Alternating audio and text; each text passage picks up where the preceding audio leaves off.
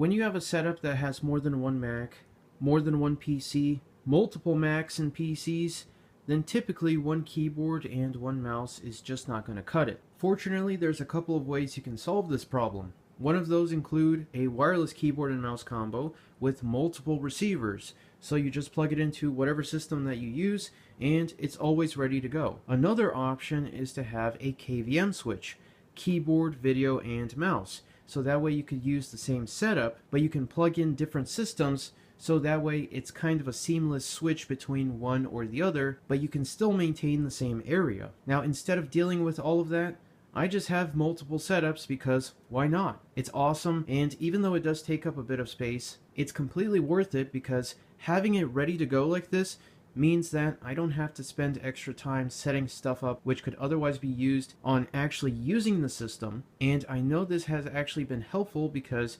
previously, if I wanted to use something, I would always have to switch between one or the other. I don't have a KVM switch, I don't have anything like that, so I just kept on switching between one system, the other, and it got old real fast because by the time I actually set everything up, I would forget why I set it up in the first place. So having everything here laid out the way you see it has really been a game changer because not only does it save time, it also means that I'm able to easily use the accessories that I have. As we start to make use of more components such as these Dell systems right here, we're going to need even more accessories. Now don't worry, it's not going to become a huge mess of just keyboards and mice, but it would still be nice to have some ready to go. So my solution to this is just to have more keyboards. In this area alone, we have 1, 2, 3, 4 keyboards, and this setup is actually not really configured with anything in the first place. We still need to fix that in the future. But yeah, we have 3 setups here, everything with its own separate keyboard and mouse combination. And I have even more keyboards that are honestly ready to go in terms of it being usable, although a fair amount of those are actually PS2 keyboards. So even though they would be fantastic for older Dell machines like this Optiplex on the left, it's not super ideal for systems that only have USB. Now these keyboards right here I've had for quite a while, and I've never used them at all. In fact, I have even more keyboards that I've never even taken a look at, mainly just because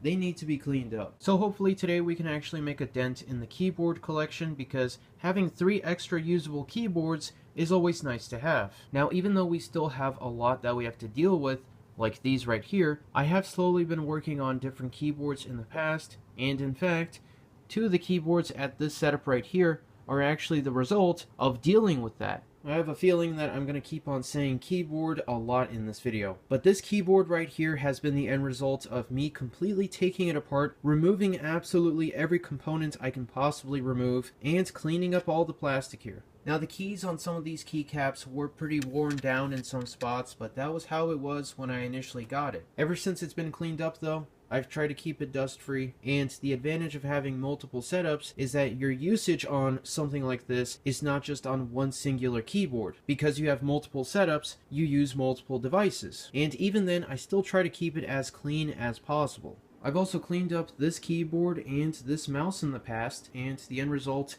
is an awesome acrylic display setup. If you actually want to see the entire process of how I cleaned up this and this, then I'll have the videos linked up right here in the corner. I'll also have them in the description down below if you want to check those out later. Now they go pretty in depth into the actual cleaning process here. Looking back at the footage, this one was really bad, so seeing it in fantastic condition even after all this time is really awesome to see. Now, as awesome as those videos turned out, because you could actually see the before, during, and after, once you've seen a keyboard restoration video, you've kind of seen them all. You have to remove the keycaps, you disassemble everything, and for the most part, once you clean everything up, maybe you have to retrobrite it if it's been yellowed, and the end result is an awesome brand new looking keyboard.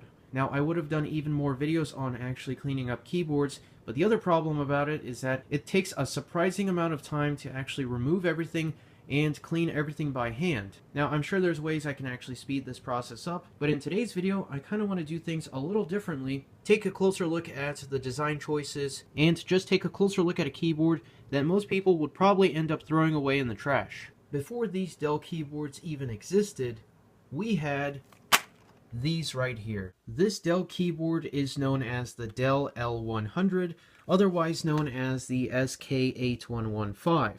Now this is a typical office slash home type of computer keyboard. Around the 2000s, it was everywhere.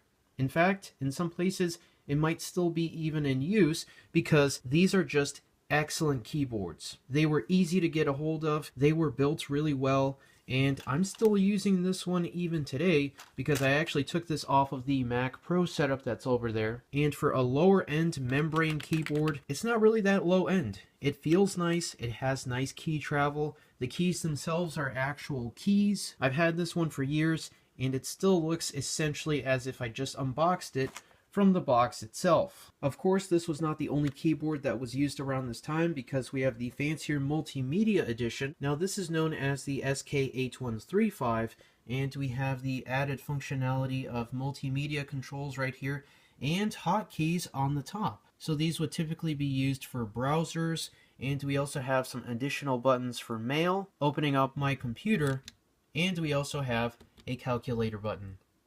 They still work even in Windows 10 here, and I'm sure they still work even on newer versions. And in fact, you can also get this to work under macOS, although you may have to use another application to actually configure the hotkeys, but it will still work. The Lego tires are also not a factory option. Typically this would just be a silver volume control, but mine was actually missing and I actually made this with Lego tires, as you can see here. Ever since I installed it, it's been working just fine, and the color scheme is good enough to actually match with the silver and black plastics. When the Optiplex lineup itself was redesigned from this to this though, we also got a new keyboard. This is the newer style, and this is of course the older style. Now this one definitely matches the design language of these Optiplexes right here. This one is essentially just, I guess, a more modern flat version of this. It doesn't have as interesting of a design as this one because we have these extra features here. We have this part for the LEDs.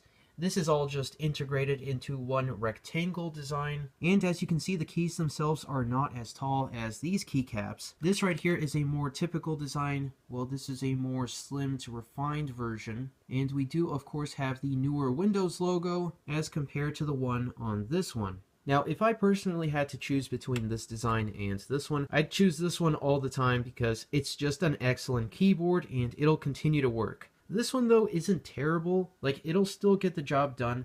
It may not be as cool as this older design, but it is still a Dell keyboard, and this design is still better than the newer one that they have today, which is essentially just this, but even more flat. Like, how do you make that possible? The newer keyboards make these look like this in comparison. Now, it doesn't really matter the type of Dell keyboard that you have because the style of packaging is pretty much identical. Maybe there's a change in the logo itself. Maybe this is different, and obviously the information for the keyboard itself would also be different, but it's generally the same idea. It's just a plain cardboard box with the Dell logo, some information, and this one is actually for a keyboard that I do not have. So I guess if we really wanted to, we could put one of these in storage in an actual Dell box, because we can. So even though pre-built keyboards may have peaked at this design, this one is still perfectly functional, and the key travel is still perfectly acceptable. The advantage of having two of these, apart from having more keyboards, is that we can actually take a look at one that has been used more, and one that is still in basically brand new condition. Now obviously both of these really do need to be cleaned up, because even though it doesn't look terrible on camera, it feels terrible to use these, and you can really tell the closer you actually look at the keycaps. But this one over here, you can see that the keycaps are not really shiny, and this one is kind of like the multimedia keyboard because we have a lot more usage on these keycaps.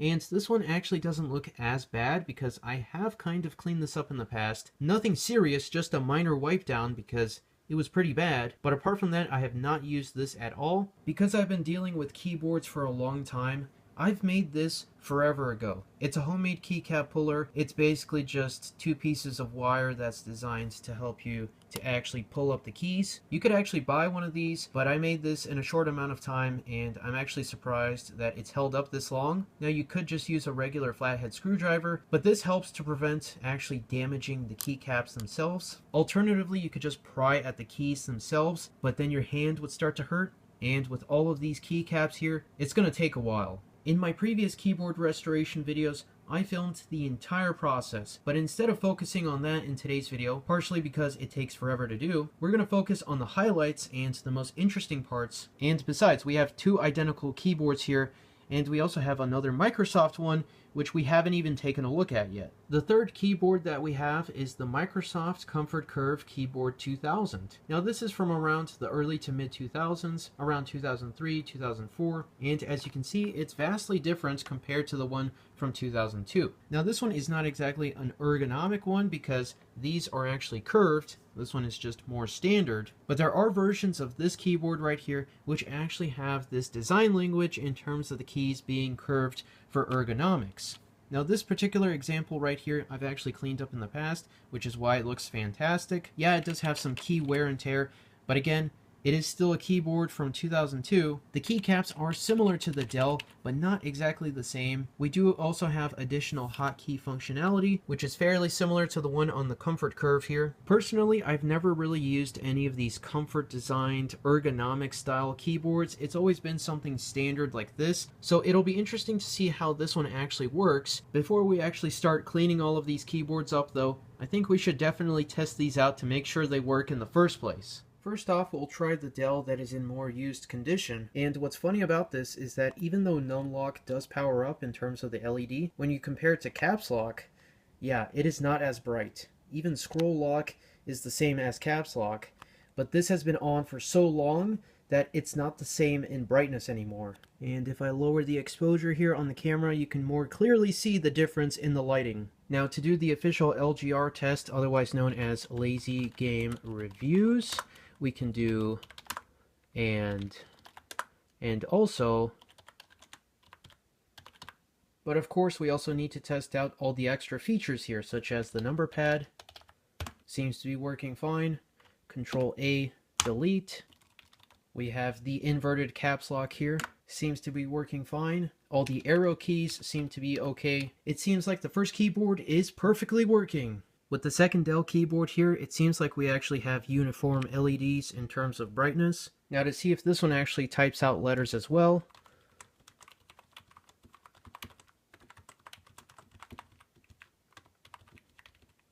Now even though it doesn't sound the same as this keyboard right here, this is probably better compared to some newer keyboards or even lower end keyboards that you'd find nowadays. So I'd still rather clean this up and use it compared to getting a brand new keyboard. So we have not one, but two extra additional Dell keyboards. It looks like we have a similar situation with the Numlock LED because if we turn on Caps Lock, it is a little bit brighter. And also, it has seen better days, but it does still work.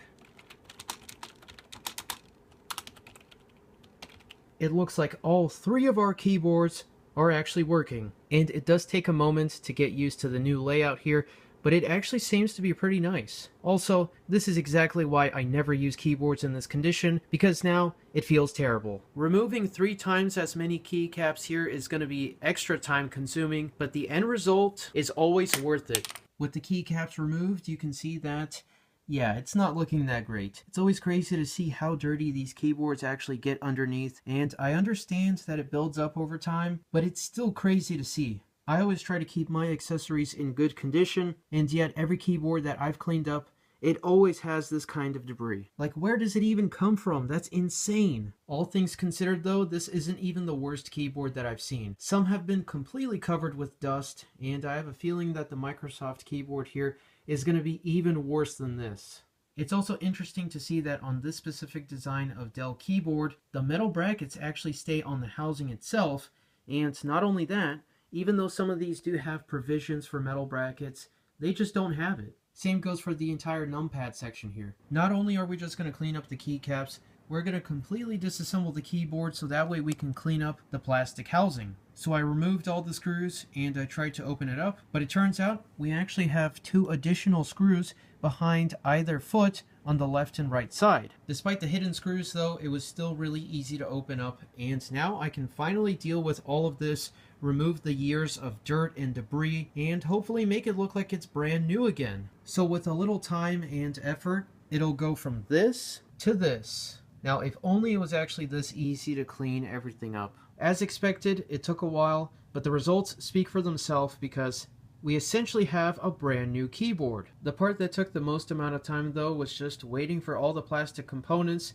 to completely dry out, because when you have a lot of keycaps and a lot of areas for water to collect, you want to make sure that there's none left once you actually plug this into the computer. Now we just have to take all the keycaps and reinstall them. I also cleaned up the membrane, the contacts underneath, the actual plastic frame, and the cable itself, and everything is looking fantastic. There's no dust, no debris, it's just a clean keyboard. It's also really interesting to see that the contacts themselves are not connected with a ZIF connector or something like that. It just uses the membrane itself and a metal plate to apply pressure on the actual board here. The cool part about this design is that I can easily disassemble everything, remove it from the plastic housing, and not have to worry about the contacts breaking, because technically it's not connected unless everything is actually reassembled. The first keyboard is now officially done. We now just have 2 more to go. It's time to see just how bad the Microsoft keyboard is, because if you haven't noticed this earlier, this is a true gaming keyboard with WASD just gone. Like, it's completely removed. Even Shift and Control are kind of worn down. They still have their icons, but as you can see, the rest of the keys are actually in pretty good shape. But again, this is just hilarious to see. Oh, you gotta be kidding me. I only removed 1 key, and this is what I see so far. This is pretty much why I still have keyboards that I have not yet cleaned up. This is, well, honestly just straight up disgusting. Like, this is bad. But you know what? I'd still rather clean this up and to use this keyboard. You just can't beat these keyboards from the 2000s because the designs are straight up awesome. Yeah, let's actually fast forward to a clean keyboard. It's kind of crazy to think that this is the same Microsoft keyboard that we started with, but it is. It actually resembles not quite a new old stock keyboard, but a really good condition one. I also wanted to show that the membrane, the contacts, the plastic housing, and the cable have also been cleaned up, and instead of having a pressure connection method like on the Dell, we just have some standard ZIF connectors. I know that earlier I said this was from around 2003 initially. However, I think that this is actually a later model. We actually have some information here, and the molding here says that it goes all the way back to at least 2005, and based on the date code information, it seems like this one was manufactured in 2008. Just like the Dell keyboard, it's actually good now. Yeah, I really had to deal with all of that dirt and debris, but now I can't wait to try out this keyboard because it looks awesome.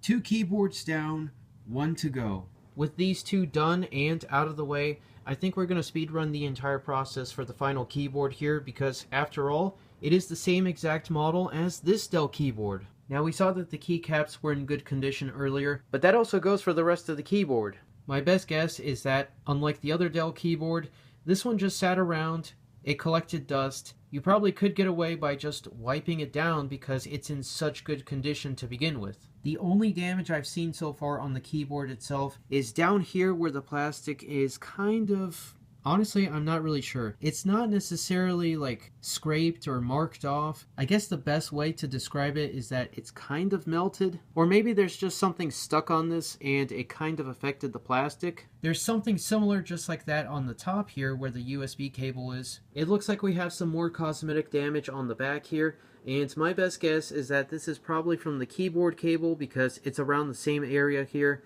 And maybe it just sat for so long that it started to affect the plastic. This really doesn't matter though, because if you're actually using the keyboard, you're never going to see this in the first place.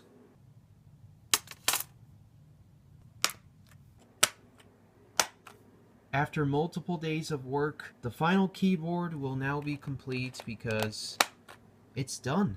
We now have 3 awesome keyboards that have been saved from becoming e-waste. You saw how bad some of these were, especially the Microsoft one. Now, of course, you can't really fix the wear and tear on the keys themselves unless you actually get a replacement that has good keycaps. The big question now is how exactly are we even going to make use of these keyboards? Starting with the Microsoft one, I think we're actually going to use this at the Mac Pro setup because why not? We currently have that Dell keyboard that we saw earlier, so it'll be interesting to see how well that works. And because I actually used the multimedia Dell keyboard before at the Mac Pro setup, it'll be nice to once again have all the multimedia controls on the top here. And as for the 2 Dell keyboards, we're definitely going to make use of this one a lot because it already has some wear and tear on the keys. And as for this one, I think we're actually going to put this into storage for now because I'm not going to immediately use this, especially considering we have this one right here. And I actually wanted to put it in the box here, but this is actually ever so slightly smaller than this keyboard because, again, this isn't the same box for this one. So I guess it's fine in that aspect, and if it doesn't end up working, I guess we'll just put the box like on top or something so it doesn't get dusty. But basically, this is just going to be put away in a clean area so that way we don't have to clean it again. But it is a nice backup to have on hand because it's still a good Dell keyboard. So even though it's not exactly a perfect fit within the box here, I guess it will keep the keyboard safe and dust-free. The main limiting factor right now, though, are just the actual desktops themselves. Even though we do have several that are ready to go, we still have even more desktops that need to be configured, and until then, I can't really make use of these if the desktops themselves are not even plugged in. And with that, I guess we're pretty much done. If you enjoyed today's video, then consider leaving a thumbs up, and if you want to see even more awesome content, then consider subscribing. If you want to see even more restoration videos, then I'll have it listed on screen and in the description down below. But as always, thank you very much for watching, and I'll see you in the next one.